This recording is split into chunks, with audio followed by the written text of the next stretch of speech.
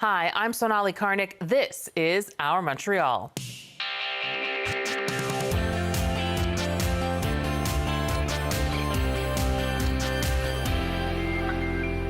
This week on the show, we meet a Pointe Claire family that's competing in a nationwide contest to reduce their carbon footprint.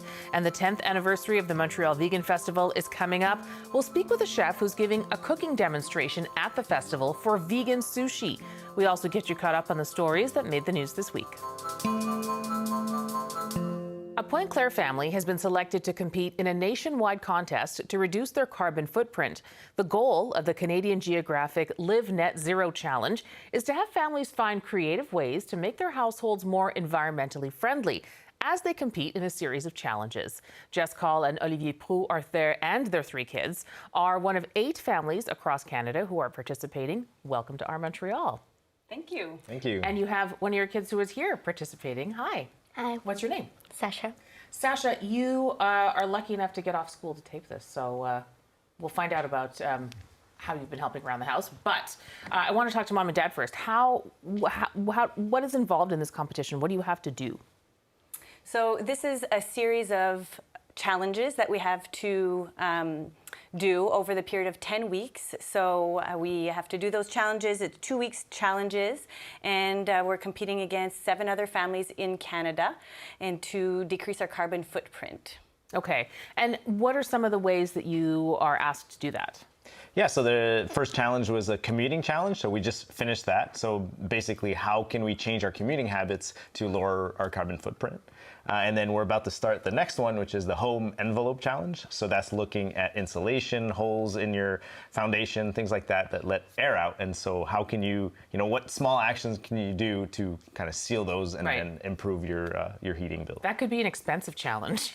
It could be an expensive challenge, absolutely. And that's actually part of the challenge because it's over a long period of time. There's kind of a one extra challenge that's like home improvements. So those are bigger projects that can take a long time to get permits and contractors and things like that.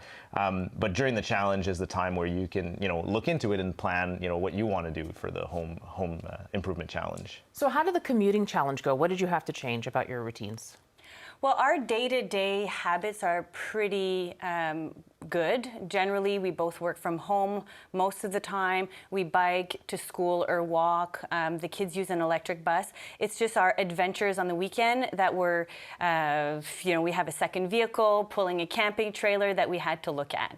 So that was a big challenge, and we actually just came back from a camping trip in a tent with our electric vehicle, with our 3 kids, and so that was a great experience, and we've decided to get rid of our second vehicle and our camping trailer. Wow.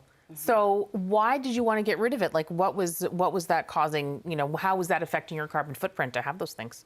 Yeah, well, I think, doing everything in an electric vehicle here in Quebec, the electricity is really clean and low carbon. And so, if we're able to switch everything we're doing to that electric vehicle, then we're not burning fuel anymore. And so for us, that's a pretty big impact because we do a lot of adventures. So. Well, this is a whole separate conversation, but Quebec has a good network of charging stations for electric vehicles. You can have those adventures when you only have an electric car. Yeah, that's a great question. So our electric car is 10 years old, so it's definitely like the first generation that ever came on the market. So the range is limited for that one, but even then you could go a lot of places in Quebec. We're really fortunate. The network is everywhere. And Sasha, did you notice a difference at all when for the first challenge? Like, did you have to change anything about the way, or did you notice anything different about the way you were doing things at home? Well, honestly, not really, because I biked to school anyways, and before that I walked. So I walked to school with my friend, and before I walked to school, but now I bike to school. But in the winter I'm gonna walk. But yeah, I didn't really have to change anything. Well, that's good that you didn't feel any difference. What are some of the upcoming challenges that you're gonna have to do? The next one, like Ollie said, is the home envelope challenge. So looking at holes, or looking at our windows, looking at insulation, because we have a 100-year-old house. So we're looking at all of those coming up. And then we're doing, there's going to be a heating and cooling challenge, and looking at electricity. And then we'll have a holiday challenge looking at our trips, seeing family, our food, looking at gifts and things like that. Yeah, well, those are all very different challenges coming up that you're going to have to adapt to. How long does the challenge last? Does the competition last? It's until December 10th. Okay. And why did you want to participate? Yeah, well, we're really passionate about doing adventures in wilderness and, bringing our kids out. And I think it's really important to protect that. And so that's one way what we found, to take a hard look at ourselves and see, hey, what can we do to, help with that, and then inspire others to make some changes. And I think that's what we need to do as Canadians, is kind of come together and make little changes that can have a big impact. So there were only 8 families across Canada that were chosen to do this. Why do you think you were chosen? I think we're not necessarily extreme in a way of decreasing our carbon footprint, and I think there's a lot of small changes that we can make that will make a big impact. And also we live in a neighborhood where there's a lot of other families, so I think also our capacity to influence other families, it was huge as well. So I'm walking around the neighborhood these days, and not only I'm being stopped by my neighbors, but my sister is being, people think that she won the contest. She's like, no, that's my sister. And people are talking about this. So really influencing other families instead of just destroying houses, just demolishing the houses, see what you can do to make it more energy efficient, or finding other ways to do adventures. So just to decrease carbon footprint. Which should also be more cost effective too. If you don't have to knock something down, if you can fix it and make it last a lot longer, then for your budget, that's a lot better too. That's going to be interesting, especially in a 100-year-old house. Yeah, we're planning the next challenge, a series of small changes that will make a big impact. So very small changes, that you don't cost a lot of money, that make a big impact. So we had an Energuide audit done on our house, and looking at what are some small changes that even will have our kids participate in improving the carbon footprint of our house. Do you know what some of those small changes or small sort of modifications are yet? Yeah, it's really interesting. So we got a free Energuide audit, which anyone in Quebec can get for free. And they come in and they basically put a big fan in your door and they test, where are the leaks. And so we walked around the house and checked for leaks. And there's some leaks that are really small. You just patch with some caulking or foam or something. Right. And so those are the small leaks that will get the kids to kind of patch up. Some maybe bigger ones that'll be interesting to film. So yeah, stay tuned for that.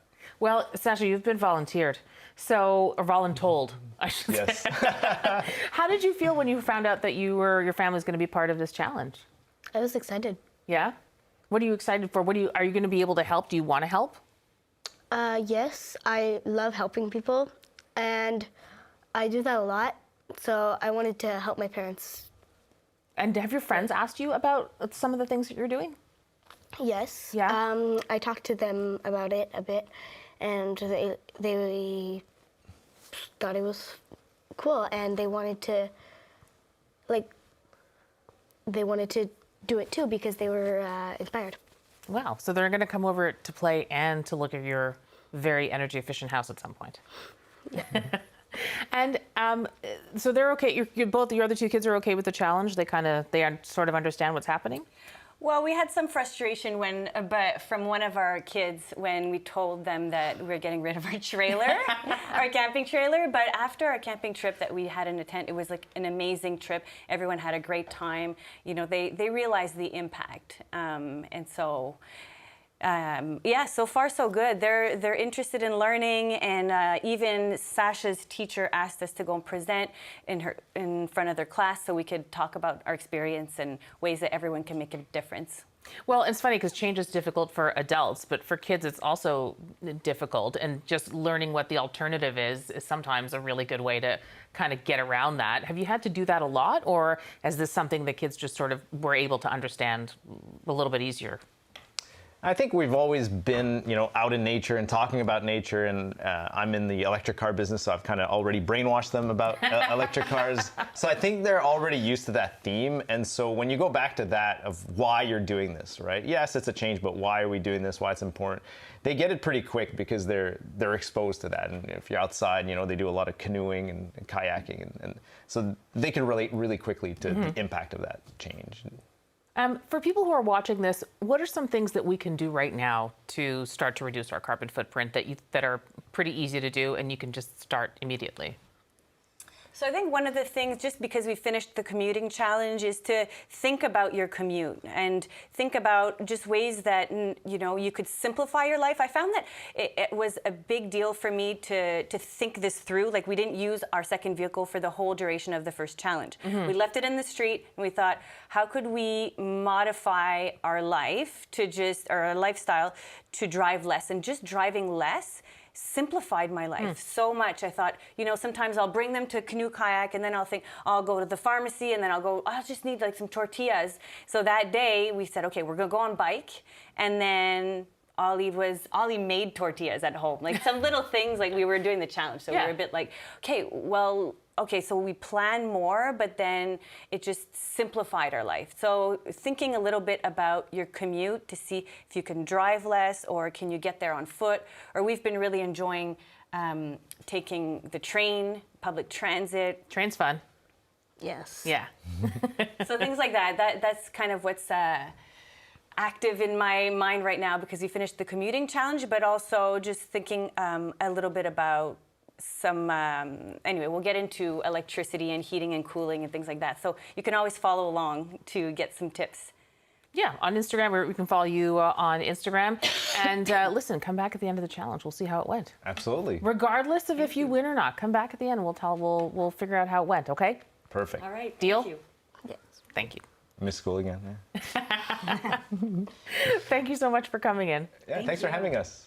That was Jess Coll along with Olivier Proulx and Sasha, along with their 3 kids. They're participating in the Canadian Geographic Live Net Zero Challenge.